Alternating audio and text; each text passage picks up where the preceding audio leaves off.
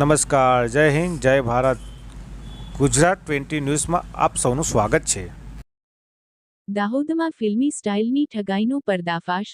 નકલી બેંક ઊભી કરી સોનાના બિસ્કિટ લઈને ફરાર થયેલા આરોપીને ઝડપી પાડી 100% મુદ્દા માલ રિકવર કરતી દાહોદ લોકલ ક્રાઇમ બ્રાન્ચ. જી સર. દાહોદ શહેરમાં એ ડિવિઝન પોસ્ટ વિસ્તારમાં રથયાત્રાના દિવસે એક ફ્રોડની ઘટના ઘટી હતી. જે ઘટનાની હકીકત મુજબ એક વેપારી છે, મહાવીર જ્વેલર્સના ઓનર, એમની પાસે વ્યક્તિ આવે છે અને વ્યક્તિ એમની પાસેથી 200 ગ્રામ સોનાની માંગણી કરે છે, પોતે દાન આપવા માંગે છે એવું કરી. અને પછી એમને એક ઉધરડ પ્રાઇવેટ ઓફિસે બોલાવે છે. ત્યાં 200 ગ્રામ સોનું વેપારી છે એ આરોપીને હેન્ડઓવર કરે છે અને પછી આરોપી છે એ લોકરમાંથી પૈસા આપવાની એમને ભરોસો ઝાંસો આપી અને પાછલા દરવાજેથી રવાના થઈ જાય છે.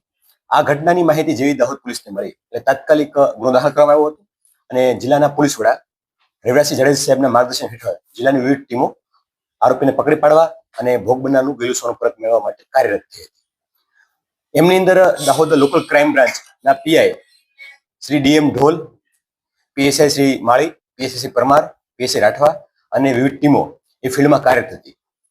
આ તમામ ટીમોએ technical, human intelligence, CCTV camera અને ડેટાબેઝ તમામને ચેક કરી અને વર્કઆઉટ કરી હતી. એ દરમિયાન પોલીસને મળેલી માહિતી અને બાતમી આધારે જે આરોપીઓ છે એમના નામ જણાવ્યા હતા અને એમના હાઇડઆઉટ પણ જણાવ્યા હતા અને પોલીસે એમને ચેકિંગ દરમિયાન પકડી પાડ્યા હતા.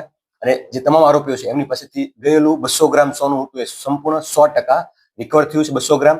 અને એ ઉપરાંત આરોપી પાસેથી વપરાયેલી 4 વ્હીલ, 2 વ્હીલર અને અન્ય અમુક કેશ પણ રિકવર થઈ છે.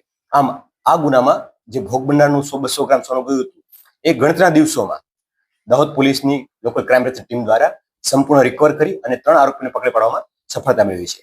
આરોપીના નામ જોવા જઈએ તો દીપક રાજપૂત, લલિત રાઠોડ અને આદિલ વાહિદ મકરાણી છે. જે પૈકી દીપક અને લલિત આ બંને વ્યક્તિઓ હતા એ ગુનાને અંજામ આપતી વખતે એક્ટિવ રોલમાં હતા. જેમ કે લલિત રાઠોડ છે એ સોનીની દુકાને જઈ અને પોતે દાન આપવા માંગે છે એવું કહી અને જે વાતચીત કરી હતી ને કાર લઈને ગયો હતો એ વ્યક્તિ હતો. અને જે દીપક રાજપૂત છે, દીપક રમેશ રાજપૂત, એ મૂળ ખેડાનો રહેવાસી છે. લલિત છે એ જોધપુરનો રહેવાસી છે અને દીપક રાજપૂત દ્વારા તે જે ઓફિસ ફેક બનાવી હતી ત્યાં સેટઅપ ગોઠવવાનું, વાતચીતનો ઝાંસો આપવાનો, વાતચીત કરીને ગોલ્ડ મેળવવાનું, નાસી જવાનું આ કૃત્ય હતું એ દીપકના ભાગમાં હતું. આમાં ત્રણેય લોકોએ એક ગુનાહિત કાવતરું રચી, પૂરો પ્લાનિંગ કરી, પ્રોપર રેકી કરી અને આખી ઘટનાને અંજામ આપ્યો હતો. દાહોદ પોલીસે આ કેસને ગણતરીના દિવસોમાં ક્રેક કરી અને 100% મુદ્દા રિકવર કરવામાં સફળતા મેળવી છે.